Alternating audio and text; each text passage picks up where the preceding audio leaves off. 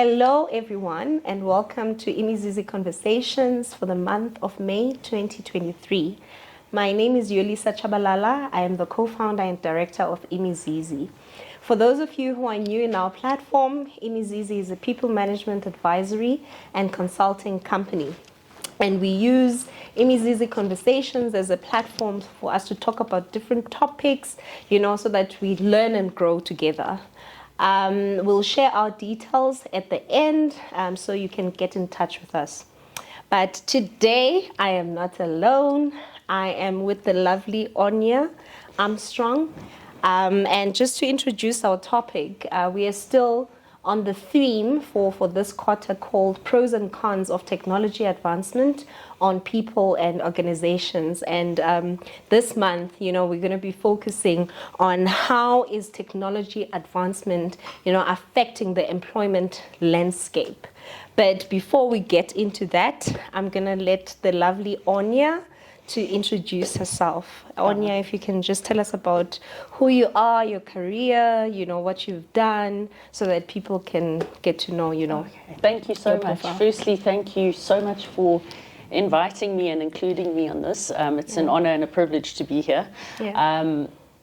I'm very passionate about this topic, along with other topics. Yeah. So I've been in the human or HR industry for probably 20 odd years now, and have had various roles, focusing more on the business partnering or the talent, the change management, restructuring arena.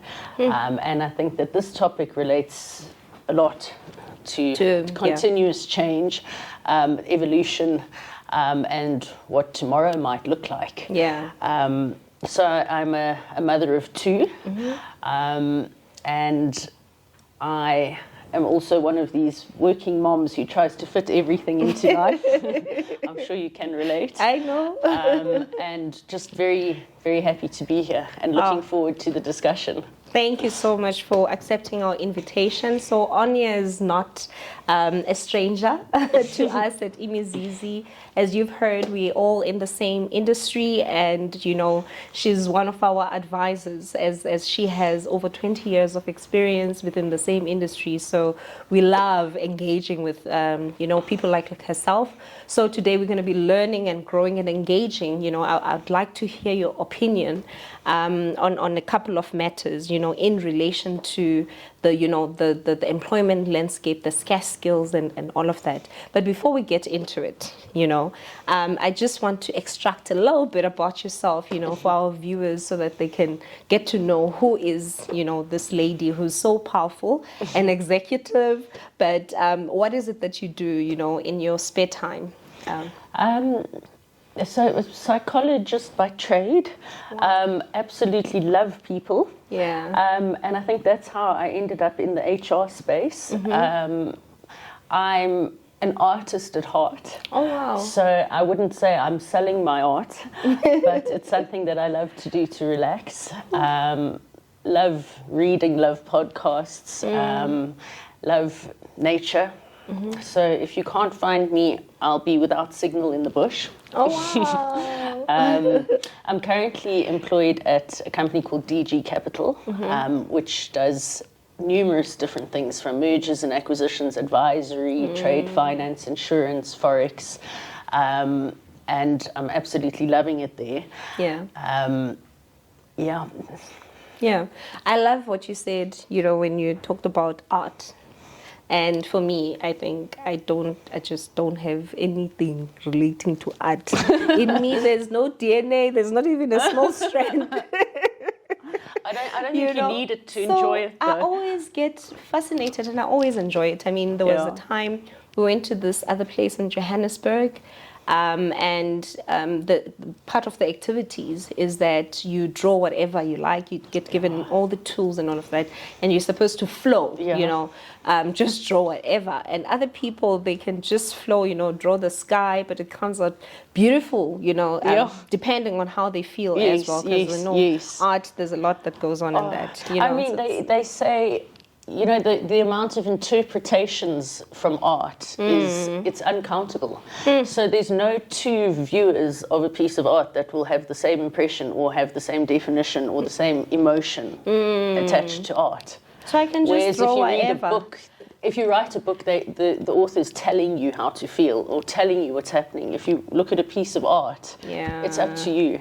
Wow, Yeah, that's powerful. it is. That's powerful. Yes. An interesting hobby, I must say.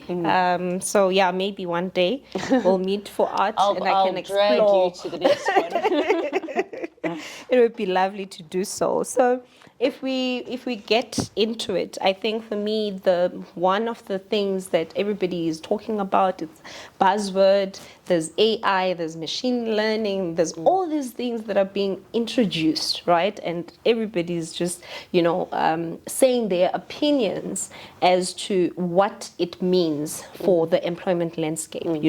In South Africa, we have, a unique situation, but I think Africa at large, in any case, we have quite a unique situation, and now you're bringing, all this advanced technology into that landscape. But we'll deal with all of that. But I just wanted to start at a global scale. There's been stats that have gone out. The World Economic Forum has released a report, and I think the latest one was in May. And they're talking about scarce skills of the future, and they're talking about 85 million jobs that, won't be filled in the future by 2028, in 5 years' time, And when you think about that and you're like, but around the world, there's so much unemployment. Why is it that we're even talking about jobs that are not going to be filled? And they're talking billions, of dollars that are going to be lost in revenue as a result of that, Just at a global scale, what's your feel as to, the landscape, in relation to scarce skills specifically? I mean, it's a very interesting topic, and I know a lot of people are saying, there's going to be revenue loss and there's going to be scarce skills. I think it's, to a certain extent, it's guesswork. Yeah. Since the dawn of time, we've experienced change. True. I know we were chatting about the Industrial Revolution and the fear and the panic that came along with that. I don't think that this is dissimilar to that. People are afraid of change. Change is happening all around us. There isn't a day in our lives where change doesn't happen. Yeah. So this is just the continuation of the evolution of humans or the evolution of the world. So I see it more as an opportunity than something to be afraid of. Yeah. Yes, there will be new skill sets required, and yes, probably more than 2/3 of current skill sets will become redundant. But that's what the evolution is. So the opportunity here is, how do we reduce our time on menial, mundane tasks?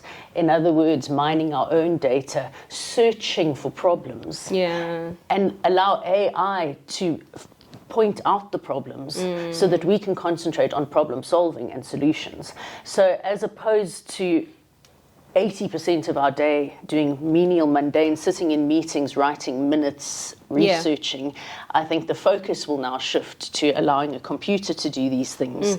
And the humans can use their intelligence, their problem solving, their innovation skills to advance mankind. So I don't know if it will be a loss of job rather than a change of job. And not necessarily something to be afraid of. I think that the most important thing here is we've got a warning. We've got an early warning, which the previous Industrial Revolution didn't get. So now we can plan for it, as opposed to it hitting us as surprise. I liked, the points that you mentioned, especially the last part, that change is always happening. We just need to accept it. And I think one of the things that are making everybody, or one of the things that's making everybody to panic a lot is the fear that's instilled by media. There's all these big statistics, like you said, it's projections at the end of the day, Everybody's talking about this, but we don't really know what the end state is going to be like. So we need to approach all of these things that are happening around us with a clear mind of there's solutions to it. Yes. Because, you know, back in the day when computers were being introduced, there were a lot of people back then who were panicking that, you know, computers are going to replace us and all of that. And maybe to a certain extent, it did. But look at us now. Where are we, you know? None of us have been replaced. And it's a continuous thing, right? And I think from a global scale, there's all these things that are being thrown out. But it's important for us as South Africa to also find our place with all of this that is happening. What does this mean for us in South Africa, you know, because we have a unique situation, like I mentioned. The unemployment rate is currently sitting at 32.9%, you know, and youth unemployment even higher at, I think it was 46.5%, you know, and that's a problem that we have. But there's this debts of scarce skills that's there. How can we solve for our problem, you know, using what we know now to at least upskill, you know, upskill the people that we have. What are your thoughts? I mean, it's a difficult topic because, again, we say we don't know what tomorrow will bring. But what we do know is that we've got an enormous unemployment problem. What we do know is that there's a real problem with our education system. And what we also know is that we've got a lot of unskilled people in the areas that we're going to require skills later on, whereas we've got a lot of skills that are not going to be required later on. So we've got a complete mismatch. So, I mean, without going into politics, I think that the first thing we probably need to look at as a country is our education system working for us? You know, are the subjects that we're learning, is the way that we are teaching our children the way that we want them to think in the future? So, I mean, the subjects that they're choosing are very similar to perhaps subjects 20, 30 years ago. There has been the introduction of a lot of innovation in technology, but how are our children thinking? Are they thinking with a problem-solving mindset? Are they applying innovation to their thinking? Are they allowed to be individuals? Or are we still trying to fit the bell curve and teaching them a curriculum? I mean, for example, the greats like Elon Musk, I don't think he ever fit into a normal education system, and yet he's at the forefront of AI.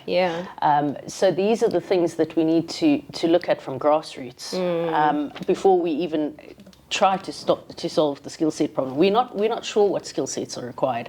We do know the areas. We know that it's big data. We know it's data mining. We know it's that AI. It's software. It's AI. What they're saying is jobs such as writers, architects, roles like that are going to become redundant because they can be taken by a machine. I was listening to a podcast the other day that said one of the AI computers can write 1 million books in the same time that Hemingway can write one. So these kinds of roles may become skills of the past, whereas problem-solving, innovation, free thinking, those kinds of skill sets are going to become the careers and the jobs of the future.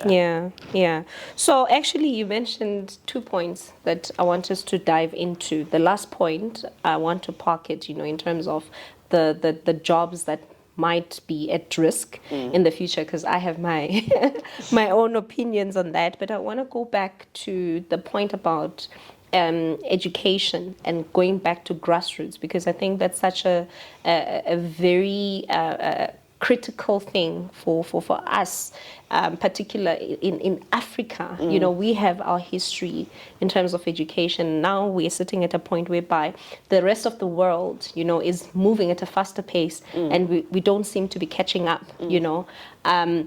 The education system, you know, I think a lot of parents, I speak to a lot of parents that have the frustration around our education system is not evolving fast enough. What do you think, you know, because sometimes we rely on government a lot, what do you think needs to happen to move the needle? Because I can almost guarantee that everybody sees that in actual fact this is big. We're not moving fast enough. But what needs to happen, because the education system majorly, the South African government is responsible and accountable for it. Yes, there's private institutions as well that have their own curriculum and all of that. But in terms of examinations and all of that, we sort of, restricted. What needs to happen, in your opinion? It's almost, we're still following this patriarchal system where it must be the way it's always been. If you look at the school curriculum, I mean, whether it's private or government, it's fairly similar. Yeah, the exams are, pretty much the same in matric. Yeah. And yet we have access to so much more information on the internet around the globe. Yeah. But we go and sit in classrooms every day and learn what people tell us to learn. We write an exam that tells us who we are at the end, how intelligent we are, whether we can study medicine or whether we can study catering or whether we can become a teacher. Yeah. I'm not sure that evidence shows that your performance in school should dictate who you can become or how far you can go in the future. That's so true. There's another topic that I've been thinking about is, there's always been large corporates with defined jobs, and those kind of dictate to the schools. So because there's 50,000 engineering jobs in South Africa, we need to open up the application for engineering more and start attracting people, or for a mathematician or for an architect. I think that's quite narrow. I think corporate or large Titanics will become a thing of the past. We're now going to have smaller sailboats or small speedboats. I can agree with that. Opportunities of small businesses popping up, which obviously alleviates the unemployment problem, because now we don't need a degree, a reference, X years of experience to get into the working world. You can take your own initiative and you can start it on your own based on what your environment needs. Yeah. So you don't need, we need it according to the way the world works. But what if the world didn't work that way? What if we took our own initiative and created our own opportunities? Yeah. But currently we're listening to the way it's always been done. Yeah. And we're going with, well, if I don't have 8 to 10 years experience and an MBA and a BSc, then I can't become a leader in the oil and gas industry. It seems a bit short-sighted to me. It is definitely short-sighted. For those who don't know, my background is actually in finance. I have a finance degree and I sort of studied that way. Yes. It was only when I was a consultant that I broadened, my horizon. Yeah. And then when we started Imizizi, we actually saw an opportunity within the consulting industry, and that's how Imizizi was birthed. Evolution. But we, at the time, we didn't have, like a master's degree in HR, but we were business people. We identified a gap. Yeah. We had a solution for it, and that's why we employ clever people, who are in the HR field. And who are able to change and evolve, right? Yes. And those are the people from a business perspective, we have the business acumen because we had started, different projects, different organizations for other people. Yeah. It was time we do it for ourselves. So I agree with you in terms of we've been programmed a certain way, and it's almost as if everybody should fit that profile. Yes. When you leave school, medicine, teaching, those are things that we thought we've moved away from. But if you look at it, we're exactly in the same spot. Yeah. For example, we offer recruitment services as Imizizi, and mainly it's within the IT space, right? And a lot of people actually, they just think IT is, you must be a developer, especially people who are school leavers, right? You must be a coder and all of that, but it's broader than that. Just simple things or simple roles that have been there for a very long time, like business analysis, you know, that has also evolved over time, but a lot of people don't even know that that exists. Change management is a big one, and it's not going to go anywhere, because as technology advances, change management cuts across, right? As organizations go through iterations of change, innovation, and all of that, you're going to need it. But not a lot of people know that, you know, it's a career, it's out there. People find out later, you know, that, oh, but I could have chosen IT because in actual fact, I'm passionate about change management. So I still think not enough is being done at grassroots level. You know, that's why I was thinking, you know, you mentioned a lot of things in terms of corporates also coming to the party, you know, institutions, higher education institutions, but they still, even higher education institutions have this set curriculum. There's BA Arts, there's this, and you must fit into one of those boxes. And it has its place, right? We're not saying that it's not relevant. No, for sure. It has its place because you need a certain way of thinking before you can get. But things like critical thinking, problem solving, you know, those are becoming more and more crucial for any job in the future. Project management. For me, I feel like project management, it doesn't matter which industry you're in. Absolutely. You should be able to know the principles, whatever small project that you get and given. To successfully implement something. Those are things that we should be teaching, even at high, both, like lower level foundation phase up to the higher institutions, you know. But we're not there. No. And I feel like we're not doing enough. And as much as it can be frustrating, but for me, you know, speaking to people like yourselves, it's comforting that those conversations are happening. There's awareness, right? And I think a lot of parents have started doing things by themselves outside of the education system. I know now it started off quite small. The coders for kids, coding for kids. Coding for kids now is a thing. Like parents are starting their kids from the age of 5, 6, 7. And, you know, they're coding from that age because parents are taking it upon themselves to do something about it. But, it's very interesting you say that because, I mean, you talk about change management, and I think historically it's always been seen as this fluffy subject.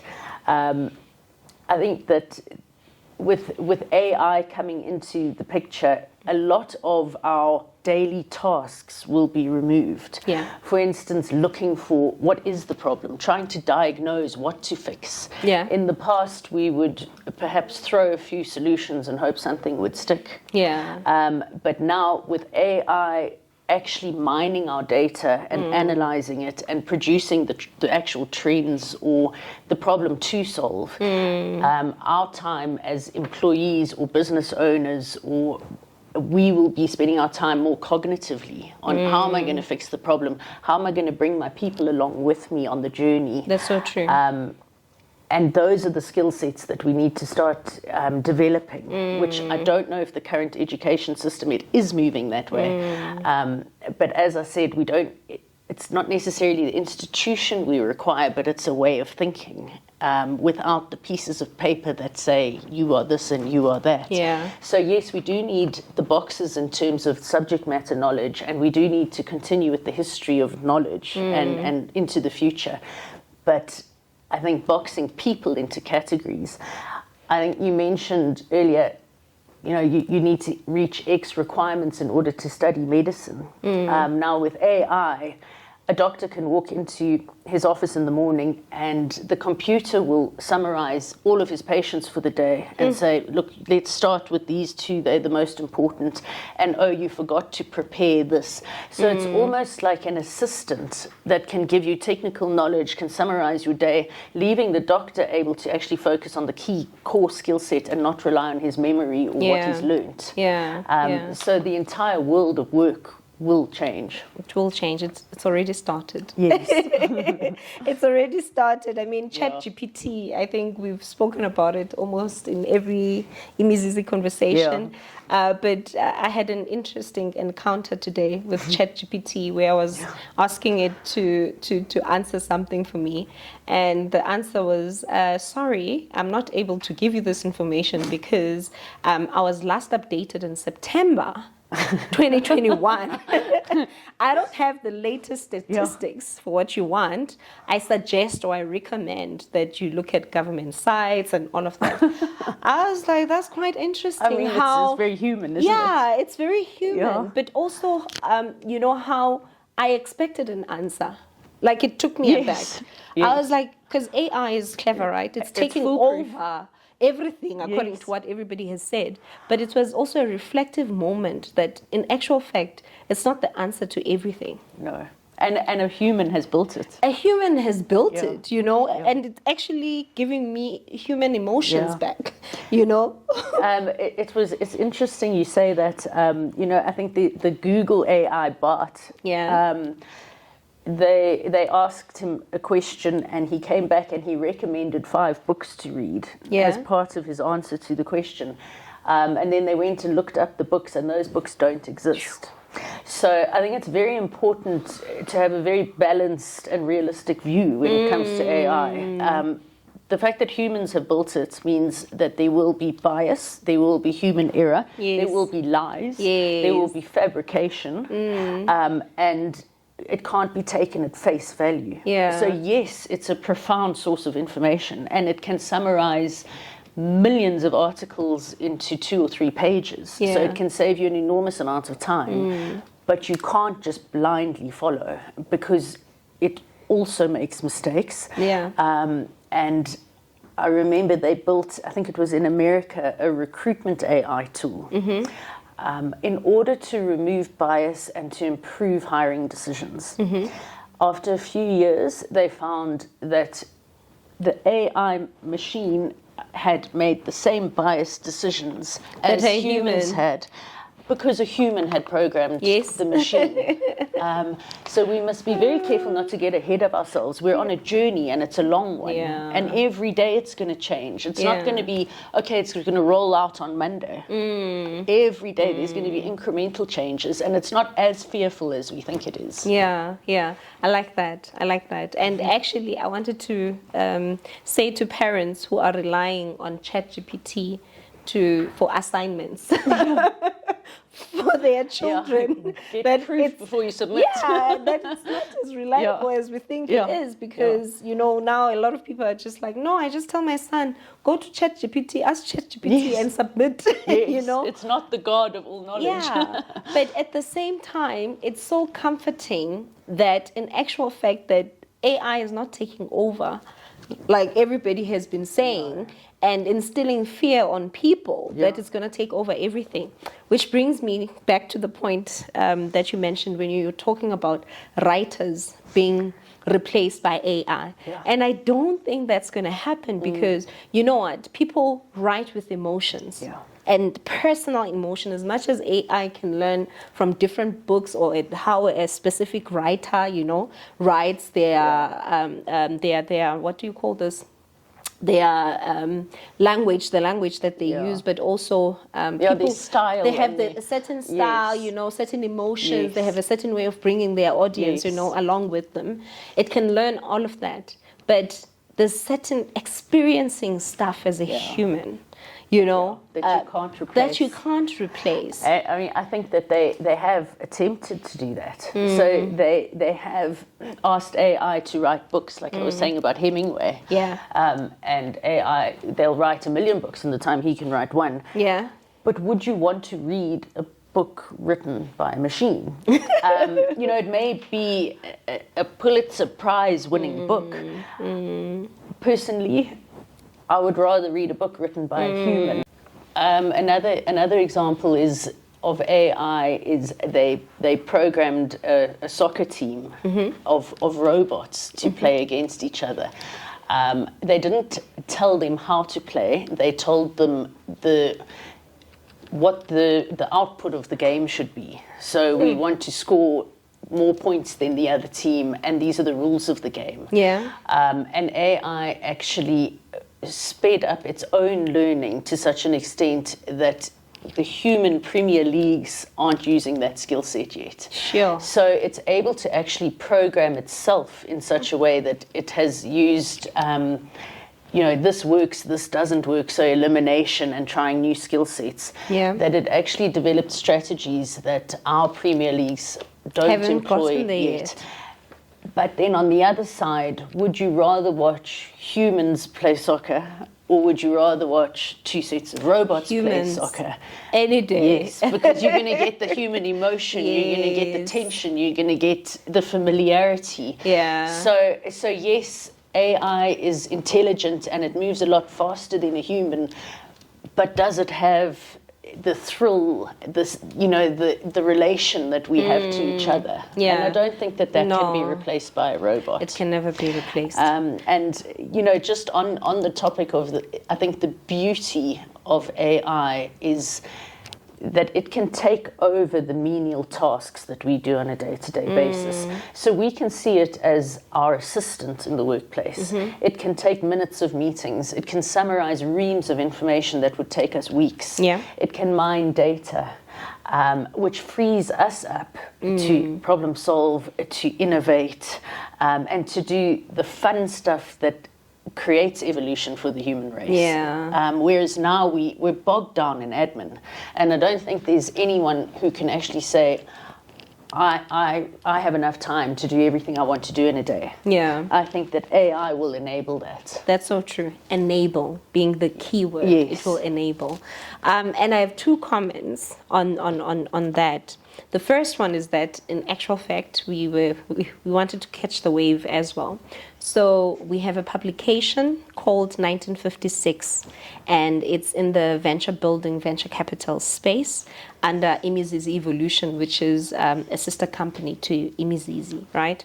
So we actually wrote the whole publication using ChatGPT, using AI. Wow. Right? But in all of that, still the human element, you can't get away from that. No. So what we ended up doing is that we had commentary, right? Now from our sides as editors, what's our point, on each of the articles, what's our take on it, the emotion, our experiences from childhood, our experiences as business people, and that you can't get a robot. You can't replace it. You can't replace it, right? And then the second thing that I wanted to mention, as you were mentioning, that writers and all of that can be replaced, even minutes and all of that. I think it's so key for people to look at AI as an enabler. Yeah. If you are a writer, or you are an editor, or you are in the communication space, because I think that one is being used as an example everywhere, Absolutely. right? And that's why everybody in that space is freaking out. But let's look at other solutions, or how can we use AI to enable what you already do? You get what I'm saying? Because at the end of the day, like you were saying, that human element, you can't get away from that. But I think there's also other things, even beyond just the emotions that human beings bring to the table. For instance, when it comes to minutes and minutes taking, personal assistance. I mean, as much as minute taking is part of their job, but their job specifically, in actual fact, should be enabling the person that they are supporting, taking away the stress, making sure that, and that you can't replace with AI. No. Right? No, the crux, the meaning, the ethics. You get what I'm saying? The humanness. Yeah. Yes. Like, that thing that, okay, Yolisa, I know Yolisa is going to have a podcast at this time and a child needs to be picked up, but the PA has that acumen to be like, okay, she always picks up the child. But in this instance, this is happening now. Let me go and do this. Yeah. So you can't replace that. That human logic, that human ability to change without being programmed. Exactly. Yeah. Exactly. So don't fear. I think that's the main message. But what we should be doing, in actual fact, is finding solutions. How do we see this thing as an enabler rather than a competition? To myself. Another good example, actually, it's software developers, which is something I think we were discussing even earlier, because now machine learning and AI, they can do the coding themselves, so now how are software developers upskilling themselves to use AI as an enabler? Because now companies, what they're doing is that they are looking for developers who actually know how to input, into the AI so that the results can be powerful. Yes. So now they're looking for developers actually who can maneuver. Yes. So how do you upskill yourself in that direction instead of just being scared that this thing is going to replace me? Upskill, move on with the time, find solutions. That's exactly the point, though. It's like, so software development was the key skill, of the last decade. Yeah. And now we're seeing that AI can actually do that. So there's the evolution of the IT space. So instead of coding, maybe it's now taking what the AI has done and implementing solutions or upskilling it. So it allows the human a lot more time to work on the future as opposed to work on administration tasks, which is, I mean, it's an enormous opportunity for humans as a whole. And I think if we have the mindset, we're going to work alongside these machines, because fear tends to, and we would know as South Africans, because there's been an enormous fear culture in our history and in our present to a certain extent, but fear closes you off, and it makes you fight against each other. That's so true. But if we take the mindset that I'm going to work alongside my machine, and I'm going to, and we're going to help each other, so the machine enables you to be a better version, as opposed to I'm scared of you and I'm going to block you, thereby blocking my own progress, because we, after all, are creating the machine. Different perspective, right? Yeah. Different perspective, and that's how we come up with solutions instead of just, going on and fearing. So, with regards to that, I think we spoke about the education system and all of that. I just want to go back to the actual skills, and the projections in the future, for people who don't know, what's being projected out there, the different areas, just high level, and what are your thoughts around that? Yeah, and I know we were discussing this, and it is a debate, and there's no definitive solution, because as of today we can't see into the future. So all we know is that there is going to be a large shift in skill set. So a lot of jobs will become redundant. A lot of factory or operational roles, and already have been taken over by machines. A lot of administrative tasks, a lot of coding tasks, a lot of things that involve formulas, a lot of big data mining. So those are the kinds of skills that the AI can do for us. Writers, accountants, as we said, software engineers, architects, all these knowledge workers are going to become maybe a career of the past, perhaps. And now we're looking at more careers that involve innovation, problem solving, data mining, critical thinking, and those are enormously broad topics. So we don't know. What we know is that AI is going to enable us to know. And as we start mining data, and as we start implementing better and better sources of AI, that's when the new skill set will start to grow. I mean, I don't have the answers. I don't know who does have the answers. It's still a debate. But I do know that jobs don't get lost. Jobs change. And if we see it as an opportunity and not as something to fear, that's actually a powerful the world will keep comment. turning. Jobs don't get lost. They change. Right. And that's so important for people to know. What are the projections? I like the point where you say we're projecting and each have our own opinions, right, about the current status, but only the future, will we know. But it's important for people to keep abreast of what are the projections, what are they saying, so that you can know which direction to pivot towards, because within the IT space, I think people are very fortunate in that space, because there's a lot of innovation, and jobs of the future heavily sits around the IT skill set specifically, because we're talking about AI, we're talking about big data, we're talking about cybersecurity, cloud, those are the main areas that I've come across, but I think even for people who are not in the IT space, it's very important for them to keep abreast within their own industries, what are the jobs that are at risk, and if it is at risk, what's the next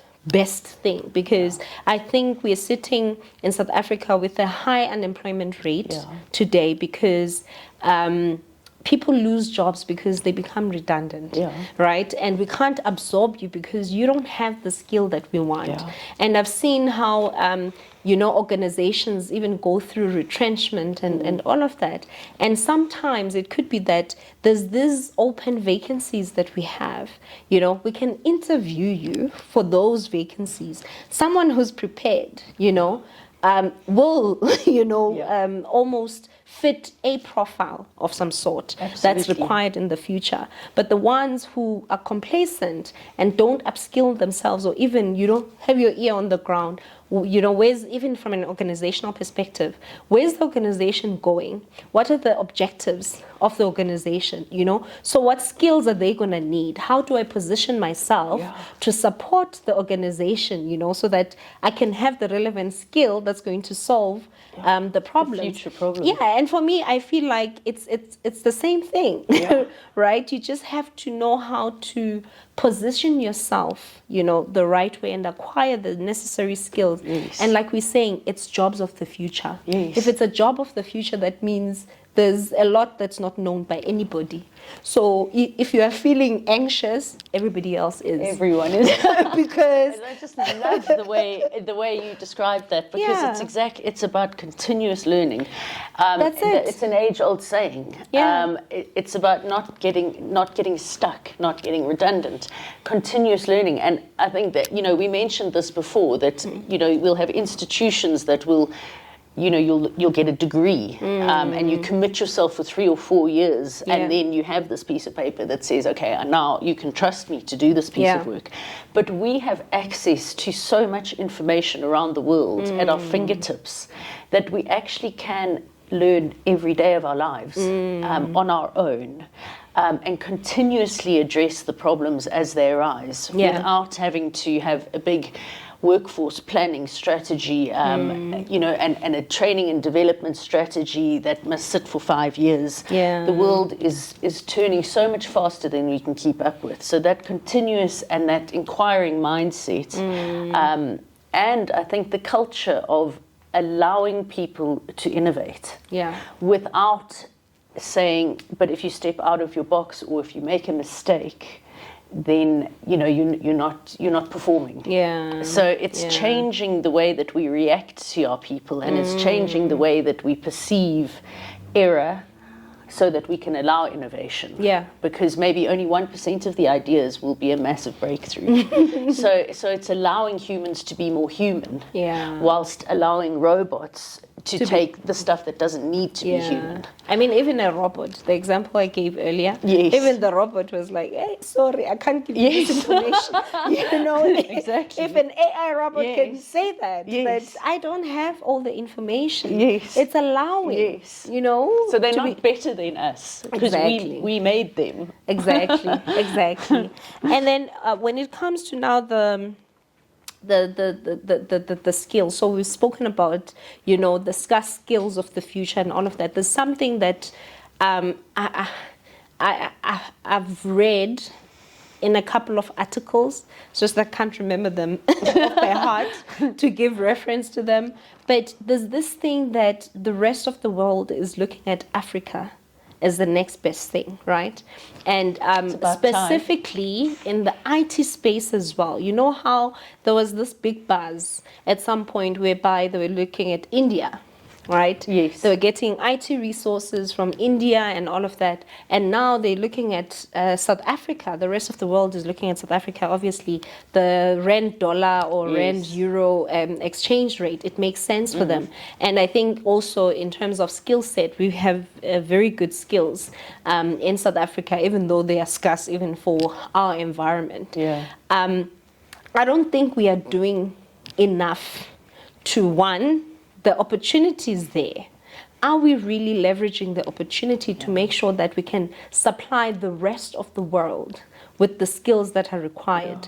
And then two, the scarce skills of the future, and we almost have to build a pipeline even for ourselves in South Africa. What does that look like? Even though we're not sure what it's going to look like, but we know that it revolves around these certain skills. And I'm sure with projections of 4.9 million youth unemployed, that's almost 5 million. That's potential. Yeah. And potential, that's just so much potential, isn't there? Sometimes I think, as South Africans, we don't have great self-esteem or belief in ourselves. We've got all the resources that we need. We've got better resources than a lot of countries in the world. But we don't believe in ourselves enough to use them.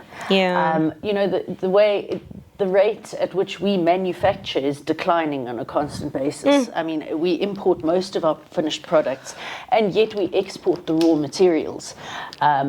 It's not because we can't. It's because perhaps we have a culture of we're third world and they're first world. So we will wait for them to tell us how to behave or what to do. But we can. And I don't think we harness those opportunities because they're all around us. We are rich in people, in resource, in variety, in culture. We've got everything we need in our toolkit, but we just don't have the key to open the toolkit. Sure. And I think that if we could do something, as a country, to say, come on, let's stop all this I can't, and stop complaining about what the government is doing and where our tax money is going.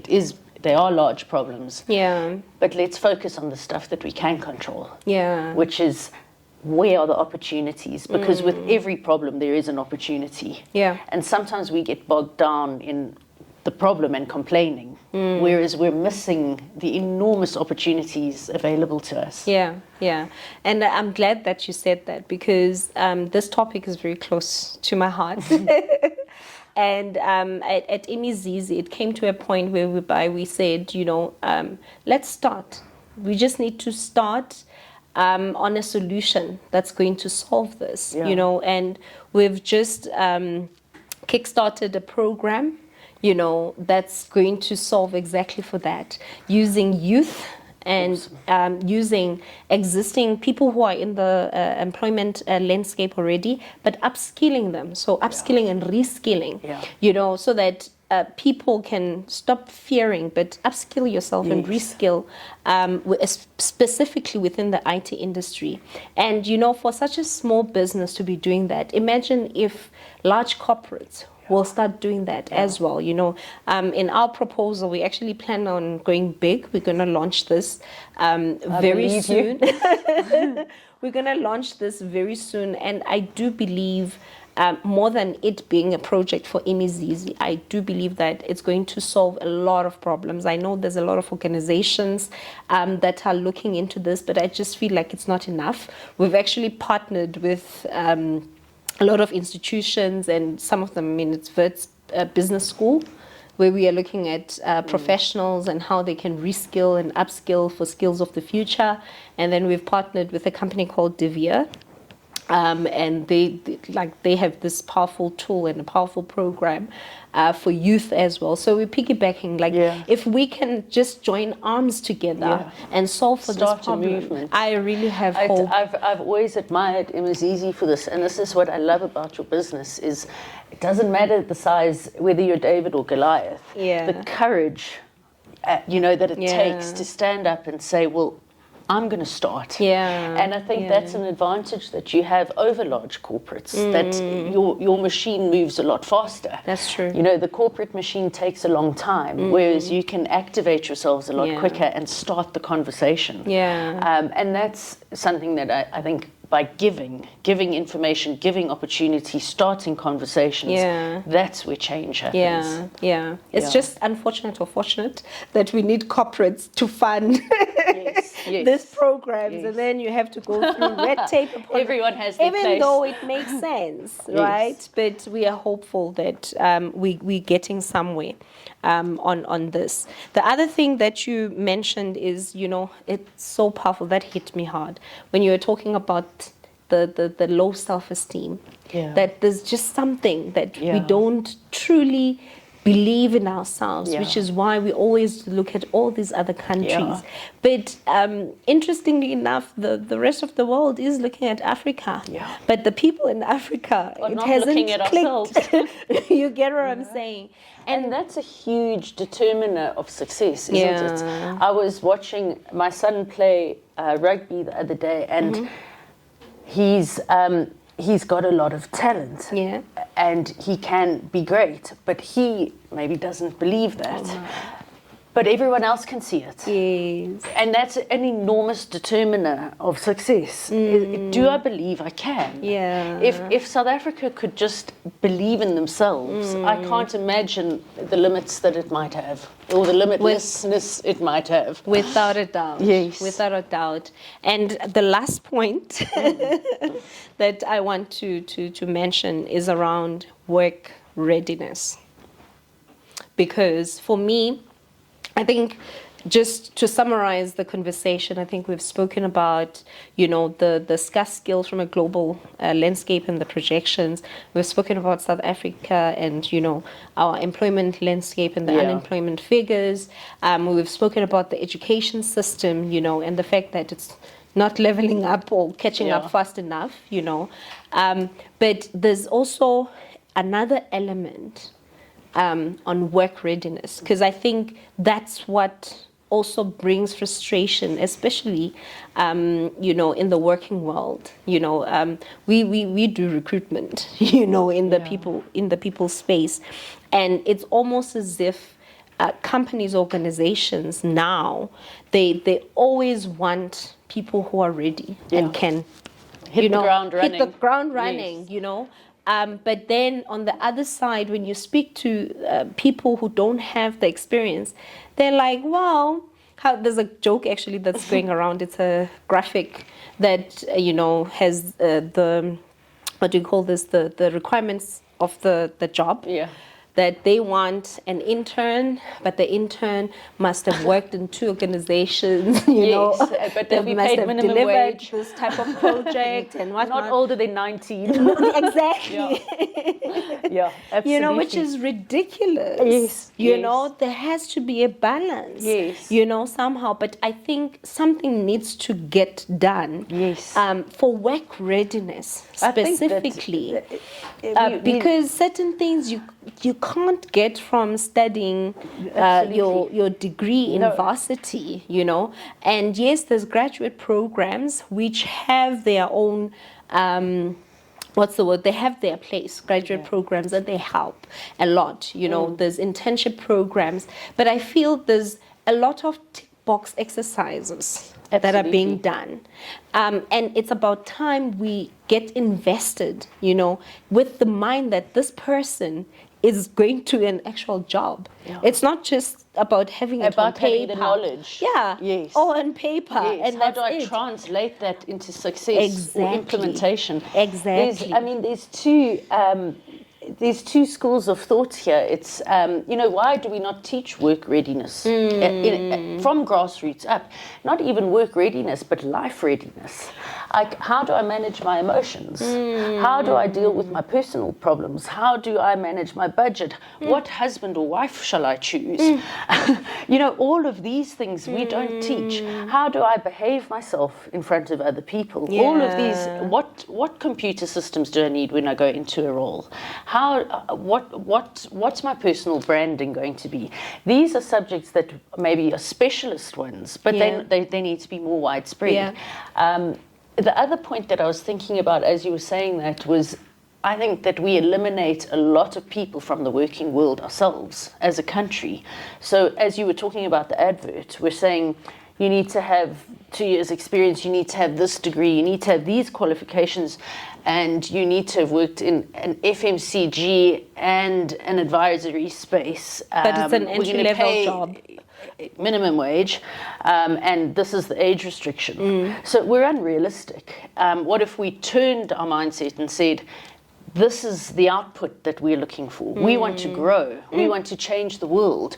We're looking for dynamic, innovative thinking.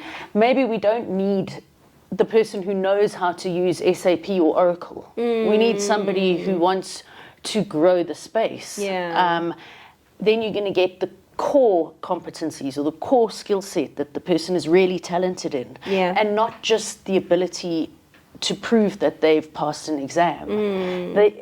Then you're eliminating discrimination, because if we don't have the money to educate our people, we can start them working without it.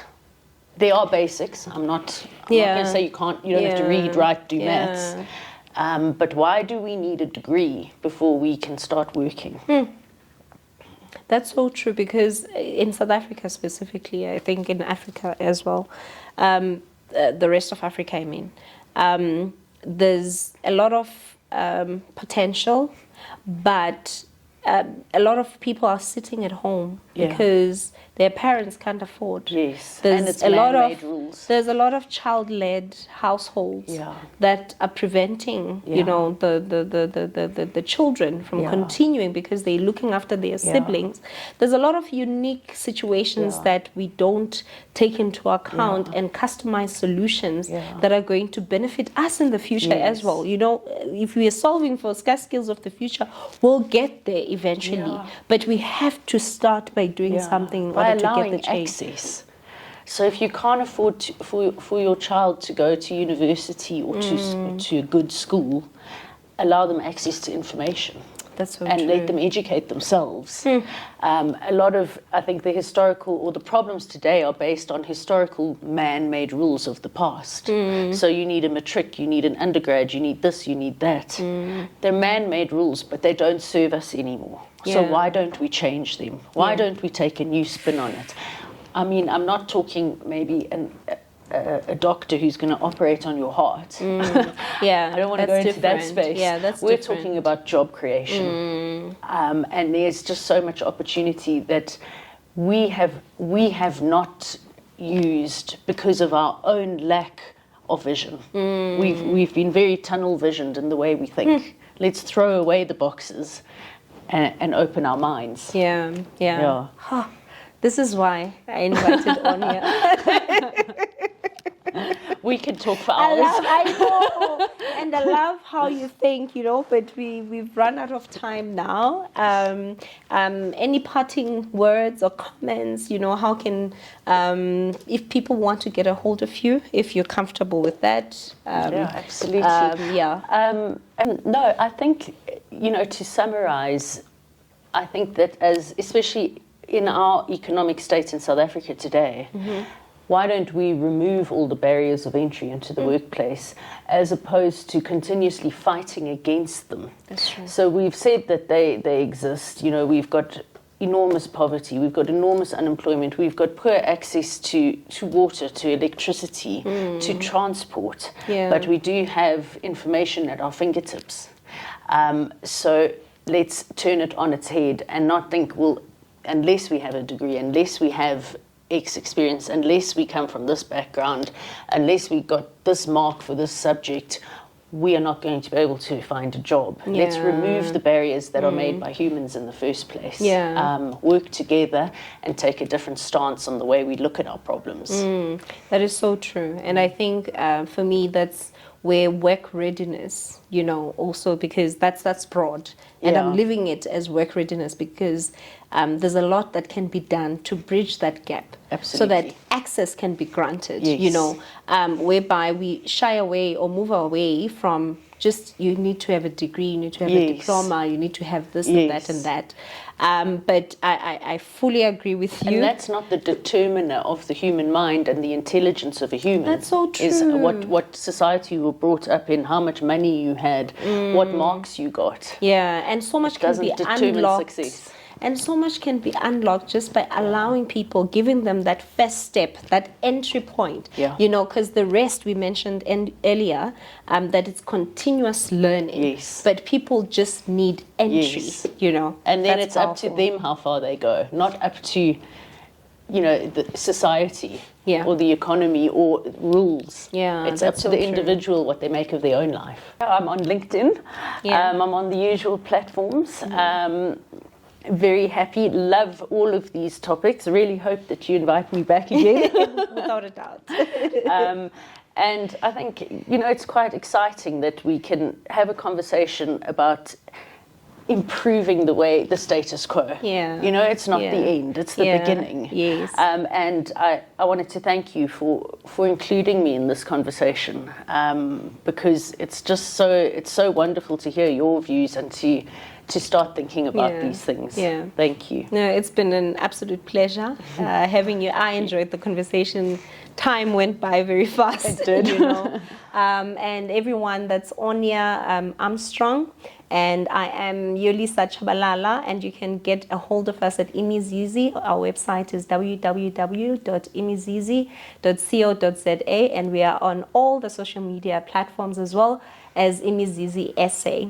Until we meet again next time, enjoy the rest of your day. Bye.